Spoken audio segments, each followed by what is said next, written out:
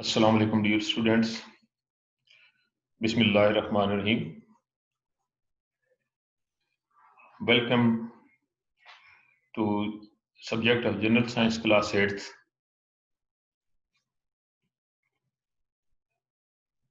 We were working on chapter number 4, that was speeding up.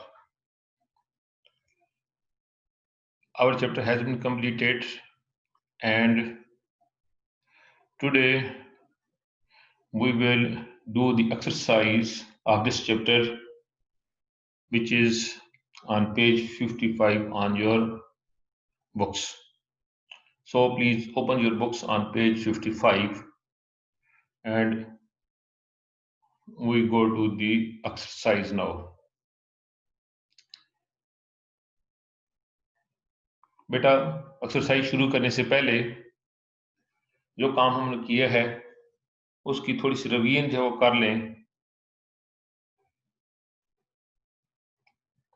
इसमें इस chapter में हमने स्पीड को डिफाइन किया था और उसके यूनिट्स और उसका formula. Speed was the distance covered by a body in a unit time. System international में इसके यूनिट्स मीटर पर सेकेंड, लेकिन kilometer per hour and miles per hour, they are also the units of speed.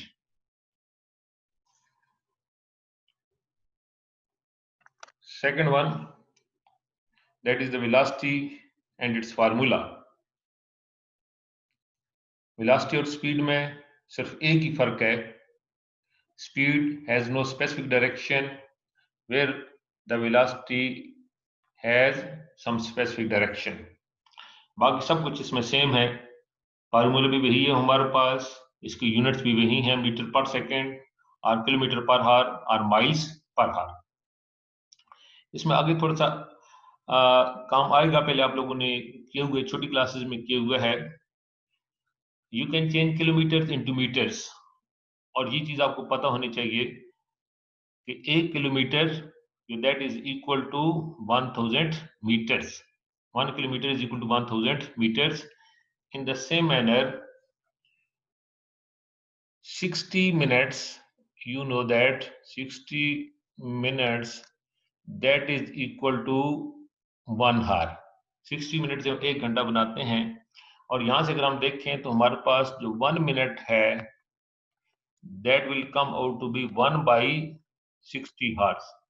तो अगर हम minutes को horse में change करना चाहते हैं तो हम उसको 60 से डिवाइड करेंगे. मैंने एक क्वेश्चन देखा था, इस किस्म क्वेश्चन था जिसमें चेंज करना पड़ता, तो ये याद रखना है, जिस वक्त मिनट्स को हार्स में कन्वर्ट करना है you will divide it by 60. तीसरा, what is meant by acceleration? Acceleration is the change in velocity per unit time. Change in velocity per unit time. If the velocity or the speed of the body is changing with time, it means that the body has some acceleration. अगर speed increase कर रही है, we call it positive acceleration, and if the speed is decreasing, we call it as the negative acceleration. Units इसके metre per second square याद रखना है. इसके साथ हमने किया था Newton's first law of motion. According to Newton first law of motion, in the absence of any unbalanced force, means if net force is zero, then a body at rest will remain at rest and a body in motion will continue its motion. Conditions में यही है कि अगर हमारे पास net force zero है तो body rest पे है तो वो रेस्ट में रहेगी, अगर मोशन में है तो वो मोशन में ही रहेगी. लेकिन अगर अनबैलेंस्ड फोर्स आ जाएगी तो ऐसी सूरत में वहां पे हमारे पास ये लॉ अप्लाई नहीं होगा.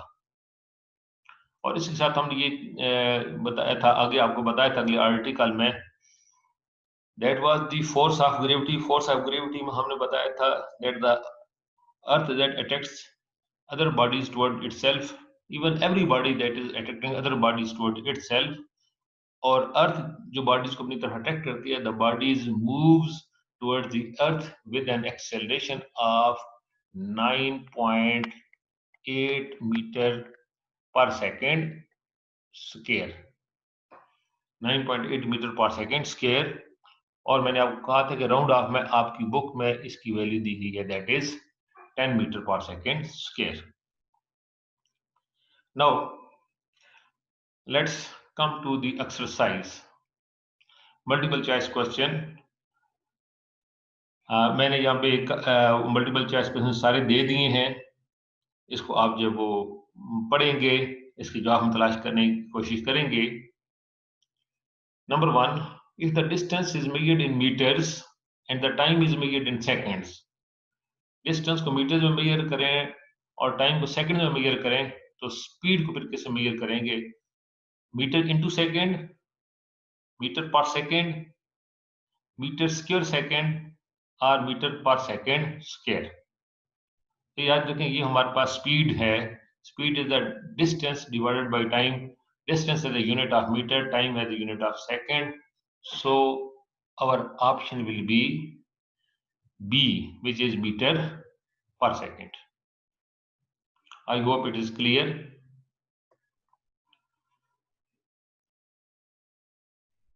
Second question, books को अपने सामने रखें।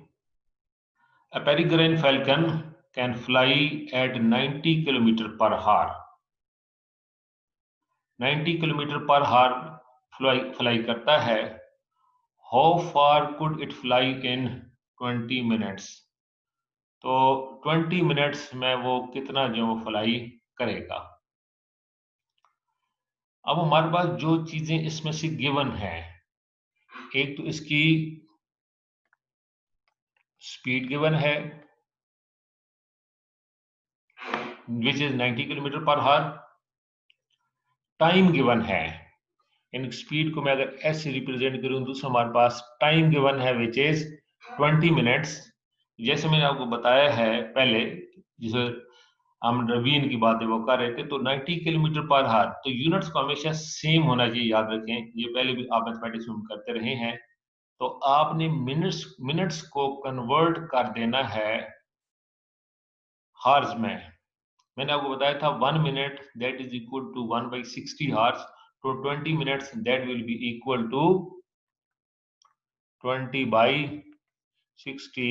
ये आप कैलकुलेट करेंगे तो ये 1/3 हार हमारे पास बन जाएगा, that is will be equal to 1/3 hour. Now you have to calculate the distance, how far, कितना जाएगा, डिस्टेंस कैलकुलेट करना है। फार्मूला आप लोगों को पता ही है, speed s is equal to d/t। मैंने आपको एक ट्रायंगल के जरिए उसको समझाया था। बाकी हम डिस्टेंस कैसे फाइंड कर सकते हैं, टाइम कैसे हम फाइंड आउट कर सकते हैं, तो पिछले लेक्चर में वो उनको देखें। या वैसे भी d इज इक्वल टू, अगर इसके ऊपर ले जाए हमारे पास बन जाएगा s इंटू टी। तो स्पीड मल्टीप्लाई बाई टाइम आप करेंगे, तो जिस वक्त आप इसको सॉल्व करेंगे you will see that the distance will come out to be 30 kilometre. सिर्फ आपने रिटर्न नहीं लगा लेना कि 30 किलोमीटर को आपने टिक कर देना है, तो आपको ये इसको सॉल्व करना आना चाहिए। Next one, Newton's law of first law of motion says, ये कहता है if someone has a force acting on it, it will, if moving, stay moving at a steady speed in straight line. If someone has no force acting on it, it will, if moving, stay moving at a decreasing speed in straight line. Number C, if someone has no force acting on it, it will, if moving, stay moving at an increasing speed in a straight line. And D, if someone has no force acting on it, it will be in moving, stays moving at a steady speed in a straight line. जैसे को definition पहले आप कर चुके हैं Newton's first law of motion की, तो उसमें हमारे पास यही है कि if no net force is acting, तो पहली गलत हो जाता है। बाकी बी सी डी में से कोई जो ठीक होगा, तो बी सी डी में भी आपको ये बताया था कि अगर नेट फोर्स चेक नहीं करी तो जो बॉडी रेस्ट में है वो रेस्ट में ही रहेगी, मीन वेलोसिटी जीरो है तो उसकी वेलोसिटी जीरो रहेगी। And a body in motion जो बॉडी मोशन में है तो जिस स्पीड के साथ मूव कर रही है वो उसी स्पीड के साथ मूव करती रहेगी, because no net force is acting on it. तो अगर आप जो डी देखें इसमें ये देखें कि the body moving at a steady speed, वो इसी एक ही स्पीड के साथ स्ट्रेट लाइन में मूव करती रहेगी। So your correct answer is B. Next one, when a car is accelerating the speed of the car is, जिसको कार एक्सेलरेट कर रही है, एक्सेलरेशन में है, डेफिनेशन पढ़ चुके हैं। the speed of the car is changing, decreasing, increasing, staying the same। तो एक्सेलरेशन उस वक्त ही होती है when there is a change in speed। ठीक है, आगे हमारे पास दो दिए गए हैं, डिक्रीजिंग और इंक्रीजिंग। वो नेगेटिव एक्सेलरेशन और पॉजिटिव एक्सेलरेशन की सूरत में ठीक हो सकते हैं, क्योंकि सिर्फ एक्सेलरेशन का पूछा है उन्होंने। तो एक्सेलरेशन हमारे पास बॉडी में उस वक्त होगी when the speed of the car that is changing. अगर यहाँ भी होता when car is in negative acceleration, has negative acceleration, तो उस पे डिक्रीजिंग वाला हो जाता है ये वाला। और अगर ये इंक्रीजिंग उसमें पॉजिटिव एक्सेलरेशन था फिर हमारे पास ये हो सकता था। लेकिन अब हमारे पास आंसर जो है, चूंकि सिर्फ ये पूछा कि एक्सेलरेशन में है, तो इसका मतलब ये है कि the speed of the car that is changing. I hope it is clear. Gravity, gravity makes a falling object accelerate downward at, जो ग्रेविटी की वजह से जो बॉडी एक्सेलरेट करती है, जैसे फॉल कर रही होती है, 0.01 metre per second square, 0.1 metre per second square, 1 metre per second square और 10 मीटर पर सेकंड स्क्वायर। तो ये शुरू में जो रवीन में मैंने आपको बताया था आर्टिकल जिसको हमने किया था ग्रेविटेशन का, उसमें भी हमने वो बात की थी that the acceleration due to gravity that is 10 metre per second square. एक एडिशनल इंफॉर्मेशन के हमेशा acceleration due to gravity that is represented by small G, इसको हमेशा स्मॉल जी से रिप्रेजेंट करेंगे।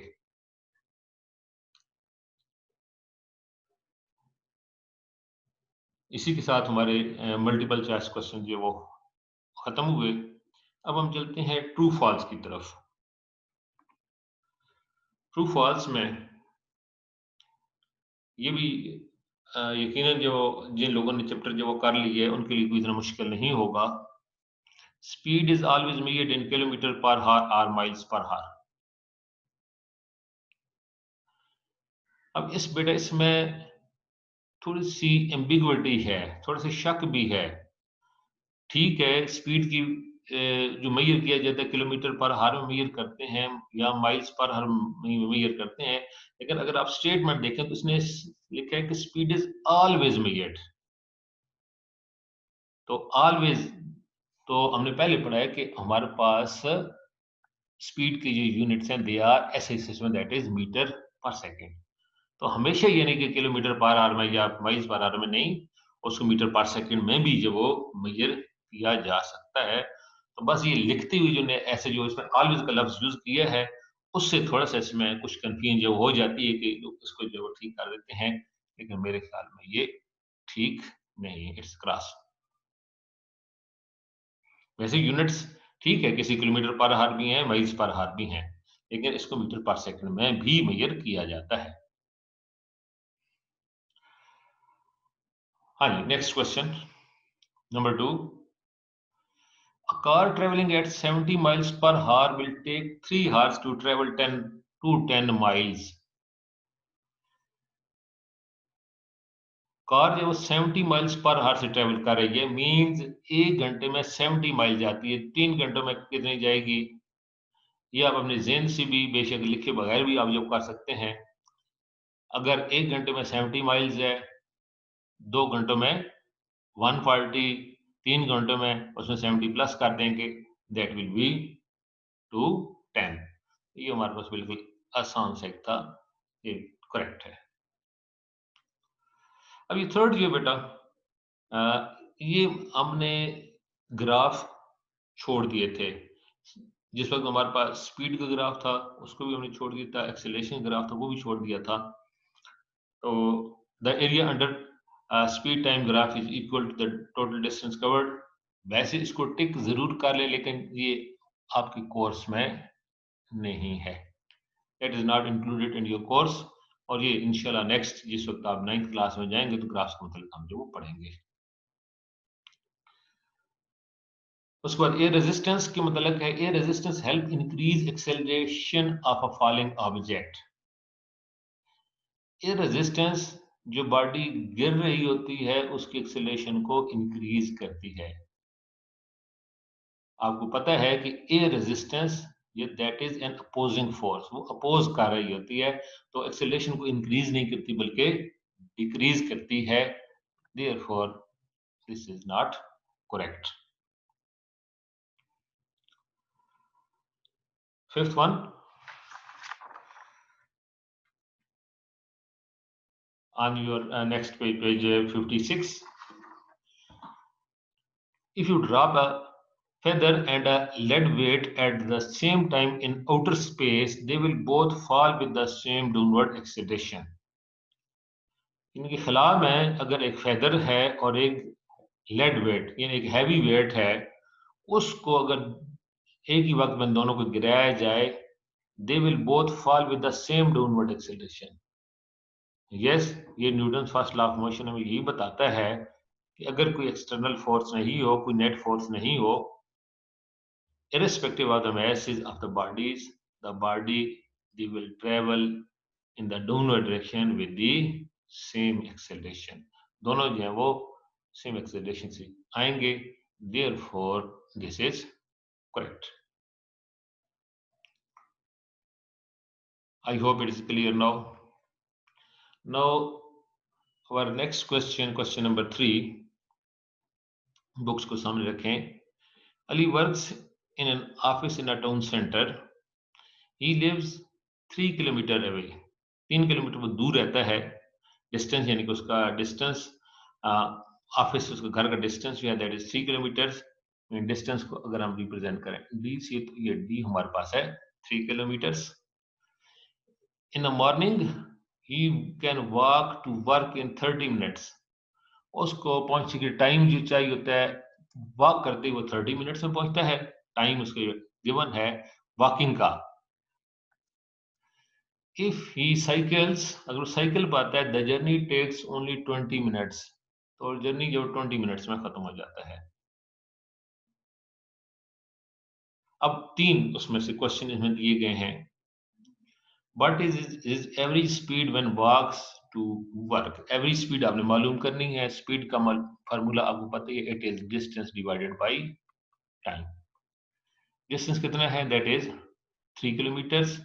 टाइम दैट इज जैसा वॉक कर रहा है 30 मिनट्स में पहुंचता है, लेकिन आप इसको कन्वर्ट करना है 30 मिनट्स को हार्स में, क्योंकि पहले दिया गया है जो उसका डिस्टेंस किलोमीटर्स में है।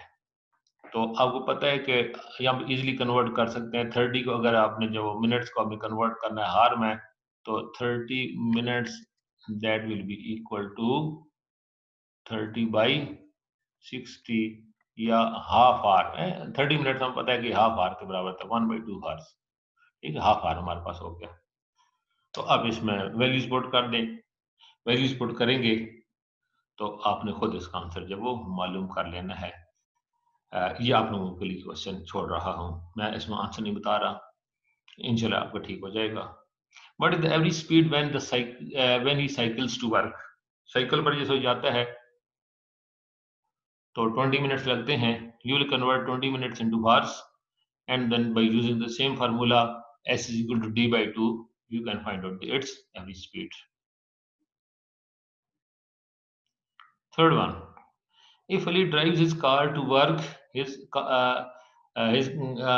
गाड़ी के ऊपर जा रहा है, his average speed is 4 kilometre per hour. उसकी average speed 4 kilometre per hour. अब यहाँ पे हमारे पास स्पीड s जो है वो दी गई है। How long does the car journey, ये गलत लिखा गया, टेक्स, टॉक लिख दिए गए टेक, जर्नी टेक्स TAKE। तो कहना उसका जो वो टाइम जो लगेगा एस हमारे पास गिवन है दैट इज 40 किलोमीटर पर हार।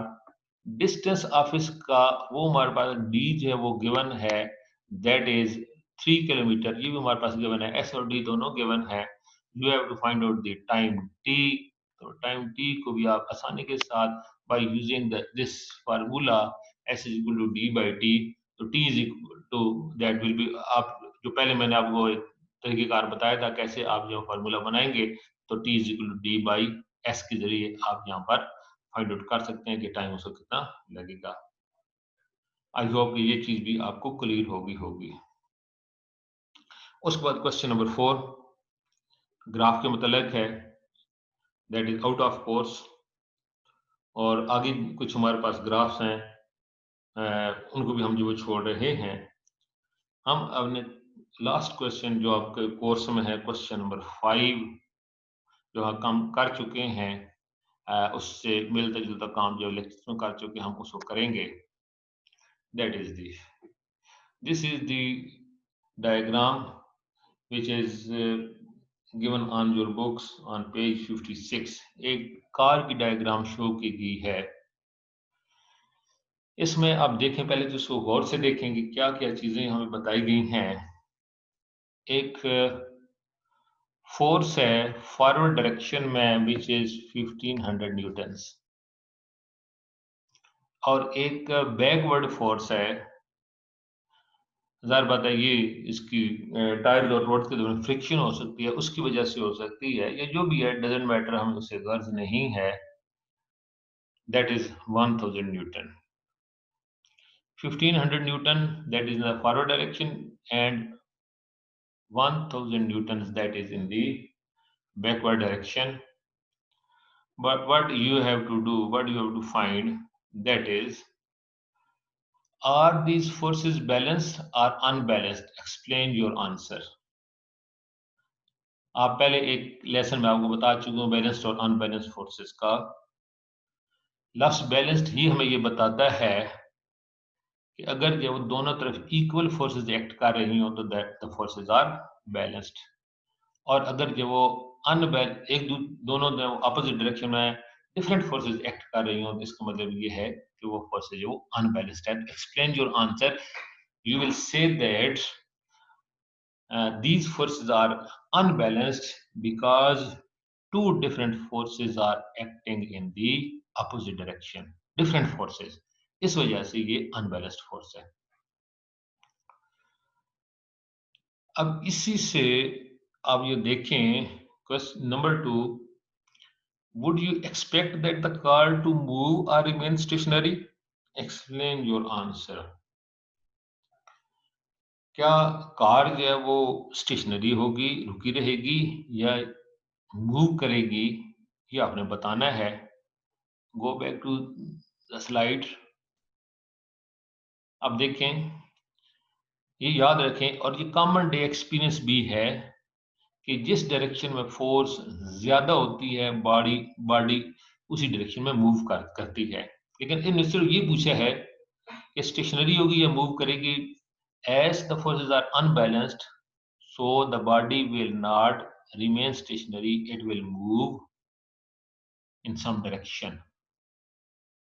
ठीक है, तो ये मूव करेगी, बस सिर्फ उन्होंने ये पूछा है। उन्होंने रीजन पूछे तो रीजन यही है because the forces are unbalanced. अब वो तो मूव उसका मतलब बता दिया। Now last one, if the car moves, अगर वो मूव करती है, in which direction will it move? Number 1, किस डायरेक्शन मूव करेगी? What size is the force causing the movement? तो वो जो फोर्स उसका साइज क्या होगा? Again go back to the slide. Now, as the larger force is acting in the forward direction, mean जिस तरफ फोर्स ज्यादा होगी उसी तरफ मूव करेगी। as greater force is acting in the forward direction, so the car that will move in the forward direction इस direction body move करेगी। what will be the value of force with which the car is moving? तो दोनों का difference आप देख लें, वही है 1500 माइनस 1000 we have 500 newtons. दोनों में difference जो है that is of 500 newtons. It means that the force which is acting on the car in the forward direction will be 500 Newton. I hope ये चीज आपको क्लियर हो गई होगी।